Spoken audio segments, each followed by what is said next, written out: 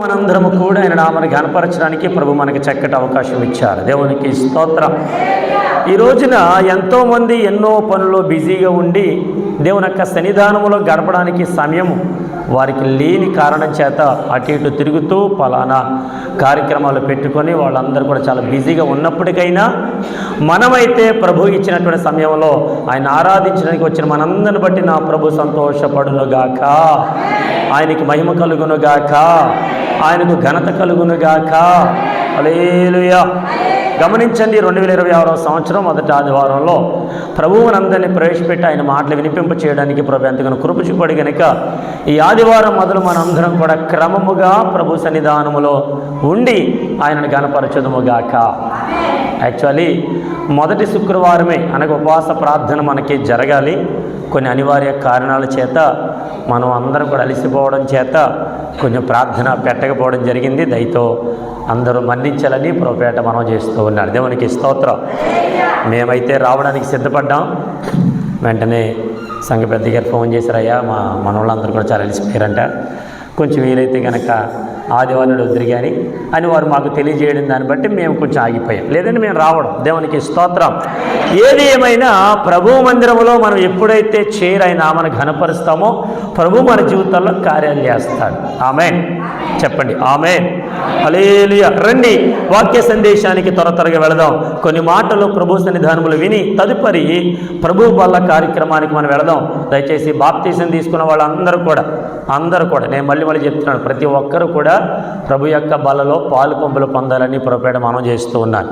కొంతమంది కావాలనే బాప్తీసం తీసుకున్న వాళ్ళు కూడా ప్రభు బలలో చేయవేయకుండా ఎందుకులని చెప్పి వెళ్ళిపోతూ ఉన్నారు. దయతో నన్ను మన్నించాలి. వారందరూ కూడా ఇక్కడే ఉండాలి. దేవునికి స్తోత్రం. హల్లెలూయా. మనము దేవుని పనిని నిర్లక్ష్యం చేస్తే ప్రభు మన జీవితాల్లో ఆయన ఏ కార్యము చేయకుండా ఉంటాడు. కాబట్టి ప్రభు పని మనం చేద్దాం, ఆయన మన పని చేస్తాడు. రండి వాక్య సందేశంలో కీర్తన గ్రంథం 29వ సంకీర్తన 11వ వచన భాగం. యెహోవా తన ప్రజలకు బలమును అనుగ్రహించును, యెహోవా తన ప్రజలకు సమాధానము కలుగజేసి వారిని ఆశీర్వదించును. దేవుడు ఈ పరిశుద్ధ లేఖనము మన వినికుడిలో దీవించునుగాక. అందరూ నాతో పాటు చెప్దామా? యెహోవా, అందరూ చెప్పాలి, యెహోవా తన ప్రజలకు బలము అనుగ్రహించును, యెహోవా తన ప్రజలకు సమాధానము కలుగజేసి వారిని ఆశీర్వదించును. పరిశుద్ధమైన మా తండ్రి, నీకు వందనాలు. కొద్ది నిమిషాలు నీ మాటలు ధ్యానించుచుండగా మీరే మాతో అందరితో సూటిగా తేటగా మాట్లాడి బలపరిచి నడిపించి మన యేసుక్రీస్తు పరిశుద్ధ నామములు అడిగి పొందుకుని ఉన్నాము మా పరమ తండ్రి. ఆమేన్. ప్రియ దేవుని బిడ్డలారా, ఇదిగో ఈ మొదటి ఆదివారం రోజున ప్రభు మనందరితో మాట్లాడుతున్న సూటైన మాట ఏమిటని అడిగితే, మనమందరం కూడా గతించినటువంటి 2025వ సంవత్సరంలో చాలా బలహీనపడ్డాం.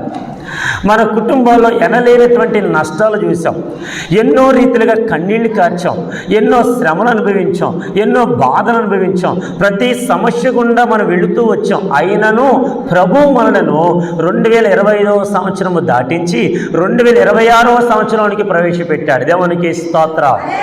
అది మన గొప్పతనం కాదు, మన బలం కాదు, మన శక్తి కాదు, మనకుండేటువంటి పరపతి కాదు, అధికారం కాదు, ఏదో మనమే చేసామనేటువంటి ఆలోచన అయితే కాదు. కేవలము దేవుని కృప మాత్రమే. దేవునికి స్తోత్రం. ఇక్కడ అన్నాడు, ఈ మొదటి ఆదివారంలో మొదటి వర్తమానం ఏమిటని అడిగితే, ఆయన తన ప్రజలకు బాగా వినండి, మన అనుకున్న వారికి ఏదైనా చేయడానికి వెనుకాడకుండా ఉంటాం, మన అనుకున్న వారికి సహాయం చేయడానికి ముందుకు వస్తూ ఉంటాం, మన అనుకున్న వారికి ఏ పైనైనా చేయడానికి ఎంతమంది దగ్గరికి వెళ్ళి మాట్లాడడానికైనా మనం ఎంతగానో ఎదురు చూస్తూ ఉంటాం. ఎందుకు ఈ మాట చెప్తున్నానంటే, మన అనుకున్న వారు ఎవరిక్కడ? దేవునికి స్తోత్రం. గట్టిగా హల్లెలూయా. కట్టుకున్నటువంటి భార్యకు, కట్టుకున్నటువంటి భర్తకు, కనిపించినటువంటి పిల్లల కొరకు ఏ పనైనా చేయడానికి వెనుకాడనటువంటి తల్లిదండ్రులు కానీ పిల్లలు కానీ మనం చూస్తూ ఉంటాం. కానీ నేను అంటాను, మన దేవుడు ఒక ఆయన ఉన్నాడు, ఆయన కూడా తన ప్రజలకు బలం అనుగ్రహించే దేవుడు. దేవునికి స్తోత్రం. నన్ను మాట్లాడగలండి, ఎవరు ఆయన ప్రజలు? ఎవరు ఆయనకి ఇష్టమైన ప్రజలు, ఎవరు తన ప్రజలైనటువంటి వారికి ఏ రీతిగా బలమునిచ్చే దేవుడిగా ఉన్నాడు, తన ప్రజలైనటువంటి వారికి మాత్రమే. నన్ను మాట అడిగినవండి, యోహాను సువార్త 3వ అధ్యాయము 16వ వచనంలో దేవుడు లోకమును ఎంతో, అమ్మ ఈ మాట ఖాళీ పూర్తి చేయండి. దేవుడు లోకమును ఎంతో, దేవుడు లోకమును ప్రేమించాడంటే లోకం అంటే మట్టి కాదోయ్, లోకం అంటే మనుషులోయ్. దేశమును ప్రేమించుమన్నా మంచి అన్నది చేయమన్నా, ఈ పద్యాలన్నీ కూడా మనకు బాగా తెలుసు. మరి దేవుడు లోకమును ప్రేమించాడంటే లోకములో ఉన్నదంతా ఏంటి? లోకములో ఉన్నవారు ఎవరు? మనుషులు. ఈ మనుషులు ఎవరంటే ఆయన ప్రజలు. దేవునికి స్తోత్రం. ఇప్పుడు తన ప్రజలంటే ఎవరంటే దేవుడు లోకమును ప్రేమించాడు, లోకములో ఉన్న మనుషులందరినీ ప్రేమించాడు. ఈ లోకంలో ఉన్న మనుషులందరూ చెడిపోయి పాపమునకు దోషమునకు ఆ పరిహారము లేకుండా నరకాగ్నిలోకి వెళ్ళిపోతున్న వారందరినీ సంరక్షించడానికి ఆయన లోకమును ప్రేమించాడు. తన కుమారుడైన యేసు ప్రభుల వారిని ఈ లోకానికి పంపించారు. దేవునికి స్తోత్రం. ఇప్పుడు తన ప్రజలు ఏమైపోయారని అడిగితే బలహీనపడిపోతున్నారు. ఈ రోజున తన ప్రజలు ఏమైపోతున్నారంటే బలహీనపడిపోయి దేవుని మందిరములోనికి, దేవుని యొక్క సన్నిధానములోనికి ఆయన ఆరాధించడానికి రాలేనటువంటి వారిగా ఈ లోకంలో పడి తిరుగుతూ ఉన్నారు. దేవునికి స్తోత్రం. అటువంటి ప్రజలకు, తన ప్రజలకు నా ప్రభు ఏం చేస్తాడో తెలుసా? నా దేవుడు ఏం చేస్తాడో తెలుసా? ఆయన బలము అనుగ్రహించను. దేవునికి స్తోత్రం. చెప్పండి హల్లెలూయా. బలము లేనటువంటి మనుషులు ఈ లోకంలో చాలామంది ఉంటారు. బలహీనపడినటువంటి మనుషులు చాలామంది ఉంటారు. నేను బలవంతుణ్ణి అని చెప్పుకున్నటువంటి మనుషులందరూ కూడా ఏదో ఒక రోజున, ఏదో ఒక సమయమున బలహీనపడుతూనే ఉన్నారు. దేవునికి స్తోత్రం. ఈ రోజు మనం రోగంతో బాధపడుతున్నప్పుడు, బలహీనతలతో బాధపడుతున్నప్పుడు, రేపటి దినమున ఏ పనికి వెళ్ళాలి, నా కుటుంబాన్ని ఏ రీతిగా పోషించుకోవాలి, నా భార్యకు, నా పిల్లలకు, వారి యొక్క స్కూల్ ఫీజులకు, లేదంటే మా కుటుంబ పోషణ కొరకు ఏ పని చేస్తే బాగుంటుంది, ఎంత అనారోగ్య పాలైనా, ఎంత బలహీనపడుతున్నా, ఎంత అనారోగ్య పరిస్థితిలో ఉన్నప్పటికైనా, ఏ రోగంతో బాధపడుతున్నప్పటికైనా యజమానుడు, యజమానురాలు వారి ఆలోచనలన్నీ కూడా కుటుంబ పోషణ కొరకు, పిల్లల పోషణ కొరకు, వారి చదువుల కొరకు, అదిగో వారు చేసేటువంటి ప్రతి పని కొరకు ఎప్పుడు ఆలోచిస్తానే ఉంటారు. దేవునికి స్తోత్రం. మరి బలహీనపడినటువంటి వేళలో ఉదయాన్నే లేవగానే ఎలాగ బలం పొందుకుంటున్నావు? ఆ బలము పడుకుంటే వస్తుందా? టాబ్లెట్లు వేసుకుంటే వస్తుందా? తింటే వస్తుందా? కాదు, ఆ బలము నా దేవుడిస్తున్నాడు. దేవునికి స్తోత్రం. ఎవరిస్తున్నారు బలం? దేవుడు. ఒక మాట చదవండి. నిర్గమాకాండము 15వ అధ్యాయము 13వ వచన భాగం. నిర్గమాకాండము 15వ అధ్యాయం 13వ వచన భాగం. నీవు విమోచించిన ఈ ప్రజలను నీ కృపచేత తోడుకొని పోతివి, నీ బలము చేత వారిని నీ పరిశుద్ధాలయమునకు నడిపించితివి. దేవునికి స్తోత్రం. నీ బలము చేత నీ ప్రజలను ఎక్కడికి నడిపించాడంటే దేవుడు తన పరిశుద్ధ ఆలయములోనికి నడిపించాడు. దేవునికి స్తోత్రం. 2025వ సంవత్సరంలో మనకు వచ్చిన శ్రమలు బట్టి ఎప్పుడో చచ్చిపోవాలి మనం. మనకు వచ్చిన కష్టాలు పట్టించి ఎదో బ్రతుకు ఎందుకు, ఉంటే ఎంత పోతే ఎంత, చచ్చిపోతే బాగుంది కదా అనేటువంటి ఆలోచనల చేత, తలంపుల చేత, ఊహల చేత, ఉద్దేశాల చేత ఎంతగానో అసలు ఈ సంవత్సరం గడుస్తుందంటవేంట్రా, అప్పులు మనం వదులుతారంటావేంట్రా, అసలు మనకు ఉండేటువంటి అప్పులు తీరతాయంటావేంట్రా, మన పిల్లలు ఎదుగుతారంటారా, బాగా చదువుతారంటారా, నా భార్య సరైన రీతిలో నడుచుకుంటారంటారా, ఎప్పుడు చూసినా నా భర్త తాగుతూ తిరుగుచు అనేక రీతిలుగా తిరుగుతూ ఉన్నాడు కదా, నా భర్త అయిన మార్పు వస్తుందంటారా, అనేక రీతిలుగా ఎన్నో ప్రణాళికలు కలిగి 2025వ సంవత్సరంలో కన్నీళ్లు కారుస్తూ ఉన్నావేమో, బాధపడుతూ ఉన్నావేమో. నీ బిడ్డలకు స్వస్థత కలుగుతుందా, నా బిడ్డలకు ఆరోగ్యం కలుగుతుందా, నేను నా కుటుంబం మంచిగానే ఉంటామా అనేటువంటి ఆలోచన చేత ఎన్నో రీతిలుగా సతమతం అవుతూ 2025వ సంవత్సరంలో ఎంతో వేదన పడున్నావు. దేవునికి స్తోత్రం. కానీ ఇప్పుడు ప్రభు చెప్తున్నమాట, ఆయన తన ప్రజలకు బలము అనుగ్రహించను. దేవునికి స్తోత్రం.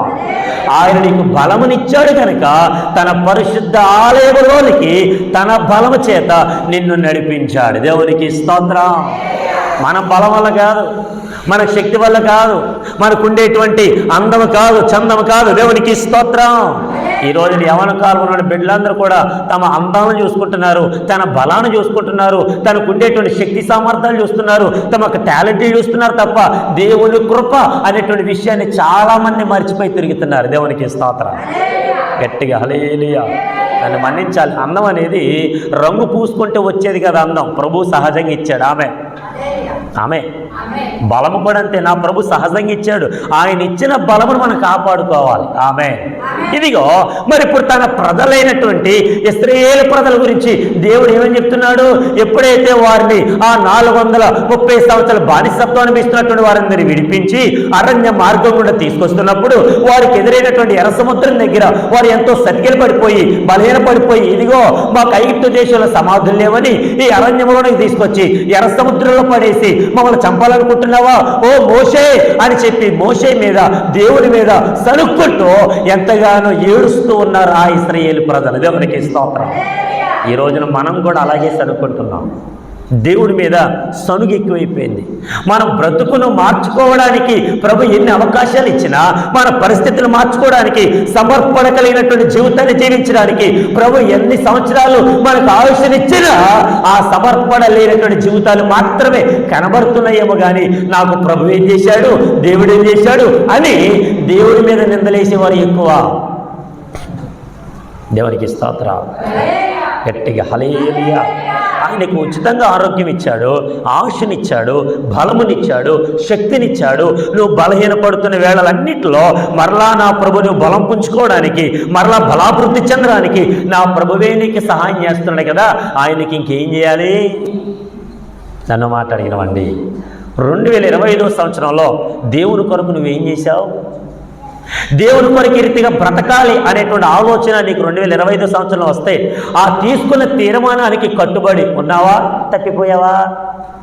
మన 31st నైటు మనకి 12 దాటగానే చక్కగా కేక్ కోసుకున్నాం, అందరం తినిపించుకున్నాం, సంతోష సంబరాలు చేసుకున్నాం, తదుపరి వాగ్దానాలు తీసుకున్నాం. వాగ్దానం ప్రభు మనకి ఇచ్చినటువంటి ఆ మాటను బట్టి ప్రభువా నువ్వు నా జీవితంలో ఈ 2026 సంవత్సరంలో ఈ వాగ్దాన ప్రకారముగా నా జీవితంలో నీ కార్యాలు జరిగించు, నేను నీకు లోబడతాను ప్రభువా, నీ మాట వింటాను ఆయన, ఇదిగో నువ్వు చెప్పినట్టుగా నేను చేస్తాను ప్రభువా, నీ సన్నిధానంలో నిలకడగా ఉంటాను, నాకు బలము అనుగ్రహించు అని ఒక తీర్మానము మనం తీసుకున్నామా? దేవునికి స్తోత్రం. మన దేవుని మాట విన్నాం, దేవుడు మాత్రం మనం కాపాడాలి. దేవుడు యొక్క సన్నిధానానికి రాము, దేవుడు మనకు తోడుగా ఉండాలి. దేవుడు చెప్పినటువంటి మాట ప్రకారంగా మనం బ్రతకం, కానీ ప్రతి విషయంలో ప్రభు నాకు సహాయకుడిగా ఉండట్లేదండి అని పలుకుతూ ఉంటాం. దేవునికి స్తోత్రం. ఇశ్రాయేలు ప్రజలు చేసినటువంటి పనిని బట్టి నా దేవుని దగ్గర సనుక్కుంటుంటే ధైర్యమైనటువంటి మోషే కూడా 2 చేతుల పైకెత్తి ప్రార్థన చేస్తున్న సందర్భాలలో నా దేవుడు చెప్పాడు, మోషే అక్కడ చదవండి 15 వచ్చిన భాగం 14వ అధ్యాయము 15 వచ్చిన భాగం నిర్గమాకాండము. అంతలో యెహోవా మోషేతో నీ వేళ నాకు మొరపెట్టుచున్నావు సాగిపోడి అని ఇశ్రాయేలీలతో చెప్పుము. దేవునికి స్తోత్రం. శ్రమ ఎదురైంది, బాధ ఎదురైంది, కష్టం ఎదురైంది, ఎర్ర సముద్రం ఎదురైంది. ఒకరి సముద్రంలో దిగితే మునిగిపోతారేమో, చచ్చిపోతారేమో. ఆ శ్రమను బట్టి వారు ఏమి చేయాలో తెలియనటువంటి పరిస్థితిలో వారు ఉన్నప్పుడు మరలా నా ప్రభు చెప్తున్న మాట, నా మోషేతో చెప్తున్న మాట, నాయకుడితో చెప్తున్న మాట, ఇశ్రాయేలు ప్రజలతో చెప్పు. ఏమని చెప్తావో తెలుసా? సాగిపోవుడే. దేవునికి స్తోత్రం. గట్టిగా హల్లెలూయా. సాగిపోవుడి అంటే అర్థం ఏంటంటే ఎంత మాత్రం కూడా మనం ఆగిపోవడం దేవునికి ఇష్టం కాదు, మనము సాగిపోవడం దేవునికి ఇష్టం. దేవునికి స్తోత్రం. ఇప్పుడు నన్ను మాట్లాడినామండి, వాడికి భయం వచ్చింది కదా, వాళ్ళు ఎంతగానో ఏడుస్తూ ఉన్నారు కదా, కన్నీరు కారుస్తున్నారు కదా. వారి భయమును చూచి, వారి కన్నీరు చూచి, వారి బాధలు చూచి నా ప్రభు ఎందుకు సాగిపోమంటున్నాడు అంటే అర్థం ఏంటంటే వారిని సాగిపోమని చెప్పిన దేవుడు వారి పట్ల కార్యాలు చేయడానికి ఇష్టపడ్డాడు. దేవునికి స్తోత్రం. చెప్పండి హల్లెలూయా.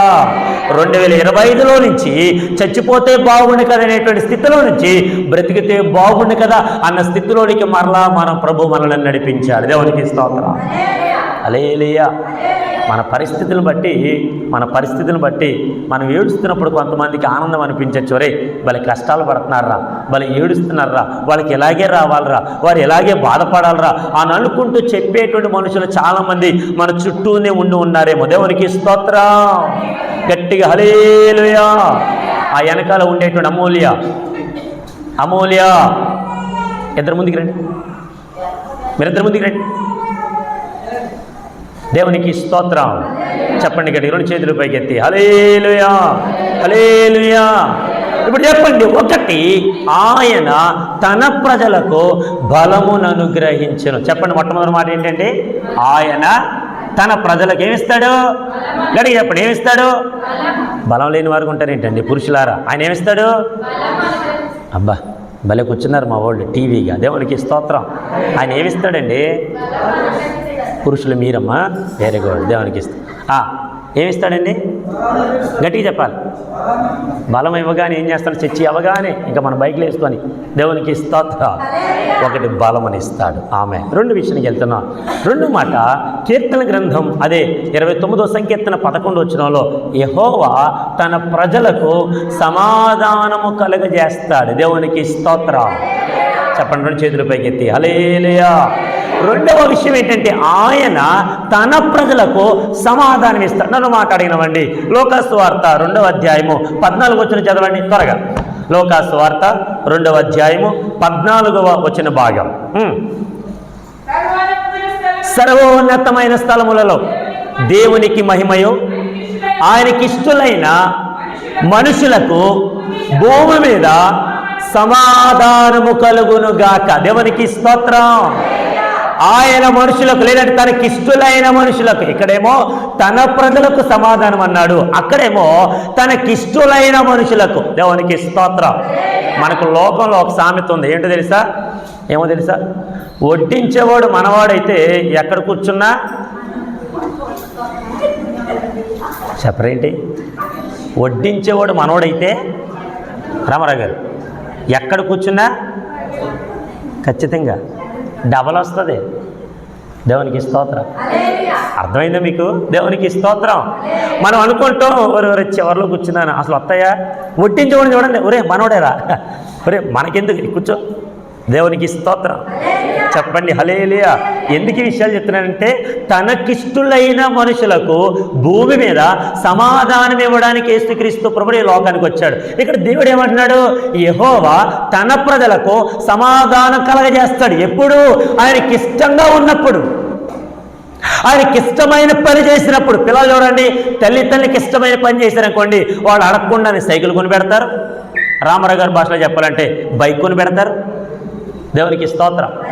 ఇంకా నా కొడుకు నా ఇంటి దగ్గరే ఉంటాడు కాబట్టి ఏం పర్లా, 1,60,000 అయినా 2 లక్షలైనా పర్లా, నా కొడుకు నా కళ్ళ ముందు ఉంటే చాలు అనేటువంటి ఆరాటం ఉంటే చూసారా, ఆ సంతోషం ఉంటే చూసారా.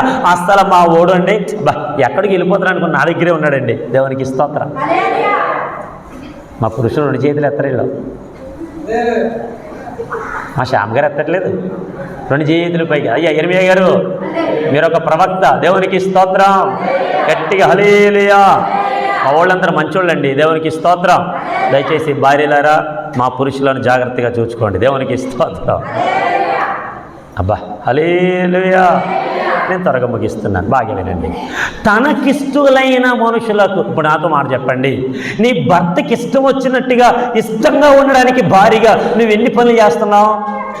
నీ భార్యకు ఇష్టం వచ్చినట్టుగా, నీ భార్య మెచ్చుకునేటట్లుగా భర్తగా నువ్వేం పని చేస్తున్నావు? నీ తల్లిదండ్రులకు ఇష్టం వచ్చినట్టుగా ఇష్టముగా ఉండడానికి పిల్లలుగా మీరు ఏ పని చేస్తున్నారు? ఇవన్నీ విషయాలు మనం ఆలోచన చేస్తే మా 4 విషయాలు అడుగుతున్నాను. దేవునికి ఇష్టముగా ఉండడానికి మనం ఏం చేస్తున్నాం? భక్తి చేస్తున్నావా? ప్రార్థన చేస్తున్నావా? ఆరాధన చేయగలుగుతున్నామా? పాటలు పాడగలుగుతున్నామా? దేవునికి ఇష్టమైనటువంటి భక్తిని మనం చేయగలుగుతున్నావా? దేవునికి స్తోత్రం. గట్టిగా హల్లెలూయా. ఇప్పుడు చెప్పండి, ఆయనకి ఇష్టలైన ప్రజలకు సమాధానం ఇస్తాడు. ఈరోజు నన్ను మాట్లాడినామండి. మొన్న 1వ తారీఖు జరిగినటువంటి ఆరాధన క్రమంలో మన పురుషులందరూ కూడా చాలా వరకు అధికారుల దగ్గరికి వెళ్ళారు. వారు అధికారుల దగ్గరికి వెళ్ళగానే ఒట్టి చేతులతో వెళ్ళారండి. ఏదైనా పట్టుకుని వెళ్ళారా? మాట్లాడట్లేదు ఎవరు. అధికారుల దగ్గరికి వెళ్ళినప్పుడు ఒట్టి చేతులతో వెళ్ళారా? గిఫ్ట్లు ఎట్టుకు వెళ్ళకపోతే అధికారులు ఏమైనా అంటారా? ఏమైనా పలహారం పట్టుకెళ్ళకపోతే అధికారులు ఏమనంటారు? కాదు. ఒక అధికారి దగ్గరికి వెళ్ళేటప్పుడు ఒట్టి చేతులు తెల్లకూడదు. ఒక బొకే గానో, లేదంటే కొంచెం ఫ్రూట్స్ గానో, లేదంటే వారికి ఇష్టం వచ్చినటువంటిది ఏదో ఒకటి, ఒక కాయో పండు తీసుకుని వెళ్ళినప్పుడు దగ్గరికి వెళ్ళగానే సెకండ్ ఇచ్చి హ్యాపీ న్యూ ఇయర్ సార్ అని చెప్పినప్పుడు ఆయన మనసు ఎంత ఉల్లాసంగా ఉంటుంది, ఆయన మనసు ఎంత ఆనందంగా ఉంటుంది. ఒక అధికారి దగ్గరికి వెళ్ళినప్పుడే ఇవి తీసుకుని వెళ్తున్నావే, వారు ప్రభువు మందిరానికి వచ్చినప్పుడు మన మనసు ఎలా ఉండాలి? ఆయన అధికారులకే అధికారి, ఆయన రాజులకే రాజు, ప్రభులకు ప్రభువు, రానయ్యున్నటువంటి రారాజు. దేవునికి స్తోత్రం. మరి సంవత్సరం అంతటిలో నేను కాపాడాలంటే, ఆయనకి ఇష్టంగా బ్రతకాలంటే, ఆయనకి ఇష్టలుగా ఉండడానికి నువ్వు ప్రయత్నం చేయగలిగితే నీ జీవితంలో కోల్పోయిన సమాధానాన్ని ప్రభువు నీకు ఇస్తాడు. దేవునికి స్తోత్రం. హల్లెలూయా. డబ్బు అయితే ఉంది, సమాధానం ఉందా? సంపద అయితే ఉంది, నెమ్మది ఉందా? బిల్డింగ్లు అయితే కనబడుతూ ఉన్నాయి, లోపల మాత్రం గొడవలు. భార్యాభర్తల మధ్య సఖ్యత లేదు, భార్యాభర్తల మధ్య సమాధానం లేదు, భార్యాభర్తల మధ్య నెమ్మది లేదు. ఒకళ్ళేమో హెచ్చుగా మాట్లాడతారు, ఇంకొకరేమో పోట్లాడుతూ ఉంటారు. పిల్లలేమో సరైనటువంటి మాట వినరు, సరైనటువంటి రీతిలో బ్రతకరు. ఎక్కడ చూసినా వాళ్ళతో వీళ్ళతో గొడవలు, ఎన్నో రీతిలుగా ఒరే డబ్బు అయితే సంపాదిస్తున్నాను కానీ మనసుకు మాత్రం సమాధానం, శాంతి లేదురా. ఎందుకు ఈ జీవితం అని అనిపించేలాగా ఉంటుందేమో మన జీవితం. దేవునికి స్తోత్రం చెప్పండి. హల్లెలూయా. ఇప్పుడు మనకు కావాల్సింది ఏంటి తెలుసా? సమాధానం కావాలి. ఆ సమాధానము అనుగ్రహిస్తాడు నా దేవుడు. ఈ నూతన సంవత్సరంలో ఈ మొదటి ఆదివారమున ప్రభు మనందరితో మాట్లాడుతున్నమాట. ఒకటి, నీవు బలహీనపడుతున్న వేళలో బలమునిస్తాడు. రెండు, సమాధానం కోల్పోయిన నీకు సమాధానం ఇస్తాడు. ఎప్పుడు తెలుసా? ఆయనకిష్టలుగా ఉన్నప్పుడు, ఆమె తన ప్రజలుగా బ్రతికినప్పుడు. అందుకే చూడండి, భార్య తన ఇంటి వారందరిని వదిలిపెట్టి అత్తవారింటికి వచ్చిన తర్వాత అత్తవారింటికి ఇష్టం వచ్చినట్టుగా బ్రతకాలి, అత్తగారు కోరుకున్నట్టుగా బ్రతకాలి, అత్తగారు అనుకున్నట్టుగా మాట్లాడాలి. లేదు, నేను మా ఇంటి ఎలాగే ఉంటాను, మీ ఇంట్లో కూడా ఎలా ఉంటానంటే అత్తగారు పోరు, మా వాళ్ళు చెప్పర్లేదు, అత్తగారు పోరు మాలో ఉండదు. దేవునికి స్తోత్రం. దేవునికి స్తోత్రం. హల్లెలూయా. నేను అదే మాట అంటున్నా. నువ్వు దేవుని సంఘానికి సరైనటువంటి రీతిలో లేకపోతే పాస్టర్ గారి పూర నీకు ఉంటుంది. దేవునికి స్తోత్రం. అంటే అర్థం ఏంటంటే, పాస్టర్ గారు నేను గద్దిస్తారు వాక్యం చేత, పాస్టర్ నేను వాక్యం చేత ప్రేమిస్తారు, వాక్యం చేత సమాధానం ఇస్తారు, వాక్యం చేత నీకు బలమునిస్తారు. ఇదంతా కూడా నా ప్రభు ఇచ్చినటువంటి ఈ వాక్యం ద్వారానే మన జీవితాలు కలుగుతుంది. దేవునికి స్తోత్రం. రెండు విషయాలు చెప్పుకున్నాం. ఒకటి, తన ప్రజలకు యెహోవా బలమునిస్తాడు. రెండు, తన ప్రజలకు యెహోవా సమాధానం ఇస్తాడు. మూడవ చెప్పి నేను త్వరగా ముగిస్తున్న సమయం అయిపోయింది. నిర్గమాకాండము, క్షమించాలి, కీర్తన గ్రంథం 29వ సంకీర్తన 11వ వచన భాగం.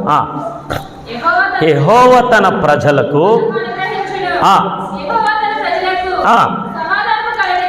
కలుగజేసి వారిని ఆశీర్వదించును. దేవునికి స్తోత్రం. చెప్పండి గట్టిగా హల్లెలూయా. ఇప్పుడు మూడు, తన ప్రజలకు బలమునిచ్చి, తన ప్రజలకు సమాధానం ఇచ్చి, ఇప్పుడు తన ప్రజలను ఆశీర్వదిస్తాడు. దేవునికి స్తోత్రం. సామెతల గ్రంథంలో రాయబడిన మాట, యెహోవా ఆశీర్వాదము ఐశ్వర్యం ఇచ్చును. నరుల కష్టము చేత ఆ ఆశీర్వాదం ఎక్కువ కాదు. మహా అయితే కష్టపడితే రోజుకి ఎంత వస్తాయి? 500 నుంచి 1000 రూపాయలు వస్తాయా? పోనీ 1000 రూపాయల నుంచి 1500 వస్తాయా? దగ్గరగా 1500 అనుకుందాం. దేవునికి స్తోత్రం.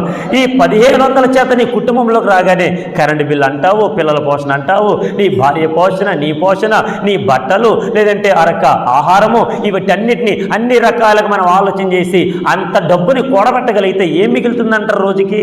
దేవునికి స్తోత్రం. కానీ నా ప్రభు అంటున్నాడు, ఆయనే మిమ్మలను ఆశీర్వదిస్తాడు. దేవునికి స్తోత్రం. ఆ ఆశీర్వాదాన్ని పొందుకోవాలంటే మూడవది, ఆయనకు ఇష్టముగా ఉండాలి, ఆయన ప్రజలముగా మనం బ్రతకాలి. చదువు ఒక మాట, కీర్తన గ్రంథం 100వ సంకీర్తన మొదటి నుండి కొన్ని మాటలు. కీర్తన గ్రంథం 100వ సంకీర్తన మొదటి నుండి కొన్ని మాటలు. సమస్త దేశములారా యెహోవాకు ఉత్సాహధ్వని చేయుడి, సంతోషముతో యెహోవాను సేవించుడి, ఉత్సాహగానము చేయుచు ఆయన సన్నిధికి రండి. యెహోవాయే దేవుడని తెలుసుకొనుడి, ఆయనే మనలను పుట్టించెను, మనం ఆయన వారము, మనం ఆయన ప్రజలము, ఆయన మేపు గొర్రెలము. దేవునికి స్తోత్రం. హల్లెలూయా. ఆయనే మనలను పుట్టించెను, మనము ఆయన వారము. ఆమేన్. ఇప్పుడు ఎవరు పుట్టించారు మనల్ని? ఎవరు పుట్టించారు? దేవుడు. కాబట్టి మనం ఆయన ప్రజలం. కొంతమంది అంటారు, నవమాసాలు మోసి కనిపించిన తల్లిదండ్రులు ఏం చేసావు, నాకు ఏం పెట్టావు? పెద్దదాన్నేమో బాగా చూస్తావా, నన్నేమో కించపరుస్తావా? మళ్ళీ పెద్దవాడు అంటది, దాన్నే ఎక్కువగా ప్రేమిస్తావు, నన్ను తక్కువగా ప్రేమిస్తావు. కొంతమంది ఇటువంటి తారతమ్యాలు చూపిస్తారు ఇళ్లలో. దేవునికి స్తోత్రం. గట్టిగా హల్లెలూయా. దేవుడు మనం పుట్టించాడు కనుక, దేవుడు మనకు ఆత్మనిచ్చాడు కనుక, ఆయనే మనలను సృజించినటువంటి సృష్టికర్త కనుక, ఆయన సృష్టి అంతటిలో అందరిని ఒకేలాగా ప్రేమిస్తాడు. దేవునికి స్తోత్రం. ఒకరిని ఒకరాగా, మరొకరిని మరోలాగా ప్రేమించే దేవుడు కాదు, ఆయన అందరిని ఒకేలా ప్రేమిస్తాడు. ఆయనకు ఒక మాట ఉంది, ఆయన పక్షపాతి కాడు. దేవునికి స్తోత్రం. చెప్పండి హల్లెలూయా. మాకు మేనగోళ్ళని ఇచ్చాడు దేవుడు, మా అక్కగారి పాప. ఆ పాపని కొన్ని సందర్భాల్లో మా అమ్మగారు కొంచెం, అమ్మ ఆ పని చేవి ఈ పని చేవి అని అన్నప్పుడు నేను అంటాను, ఊరికమ్మ ఎందుకు తిడతావు? మా అమ్మగారేమో కొంచెం పాపను తిడుతున్నప్పుడు నేనేమో ఆమె పక్షంగా మాట్లాడుతూ ఉంటాను. కొన్ని సందర్భాల్లో నేను పాపను తిడుతున్నాను అనుకోండి, మా అమ్మగారు ఆ పాప పక్షాన్ని మాట్లాడు, ఊరుకోరా, కొడతావు ఏంటి పాపనే, ఊరుకో, కొట్టకో. అప్పుడే తిట్టిన అమ్మ మరొక్క సమయంలో ఏం చేస్తుందంటే ఆ పాప పక్షాన మాట్లాడుతూ, అప్పుడే ప్రేమించిన నేను ఆ పాప పక్షాన కొట్టడం. అంటే ఏదో ఒక రీతిలో మన ఆలోచనలు మారిపోతున్నాయి, మన తలంపులు మారిపోతున్నాయి, మన ఇష్టాలు మారిపోతున్నాయి. కానీ దేవుడు ఎప్పుడు మారని వాడు. దేవునికి స్తోత్రం. ఆయన మారని దేవుడు, మరువని దేవుడు, విడువని దేవుడు, ఎడబాయిన దేవుడు. ఆయనే మన సృష్టికర్తని దేవుడు, నజరేయుడని యేసు దేవుడు. దేవునికి స్తోత్రం. ఆయన మారలేదు, మనమే మారిపోతున్నాం. ఇప్పుడు చెప్పండి, 3 విషయాలు నేర్చుకున్నాం. 1, తన ప్రజలకు యెహోవా బలమునిస్తాడు. 2, యెహోవా తన ప్రజలకు సమాధానం ఇస్తాడు. 3, యెహోవా తన ప్రజలను ఆశీర్వదిస్తాడు. ఇప్పుడు చెప్పండి, నీకు బలం కావాలా, సమాధానం కావాలా, ఆశీర్వాదం కావాలా? అయితే ఆయన ప్రజలుగా ఉండడానికి నేర్చుకో. ఆయన ప్రజలుగా ఉండడానికి ఇష్టపడు. ఆయన ప్రజలుగా ఉండడానికి బ్రతుకు నేర్చుకో. అన్ని విషయాల్లో ప్రభు నీకు బలమునిస్తాడు, సమాధానం ఇస్తాడు, ఆశీర్వాదం ఇస్తాడు. అట్టి దీవెన, అట్టి ఆశీర్వాదాలు ప్రభు మనందరికి అనుకరించి ఈ నూతన సంవత్సరం అంతటిలో ఈ దినము మొదలుకొని ఆఖరి దినము వరకు ప్రభు కృప మనకు తోడయుండును గాక. ఆయన మనందరిని దీవించును గాక, అనేకమైన ఆశీర్వాదాలతో నింపును గాక. ప్రభు ఈ మాటలు మనం వెనుకల్లో దీవించును గాక.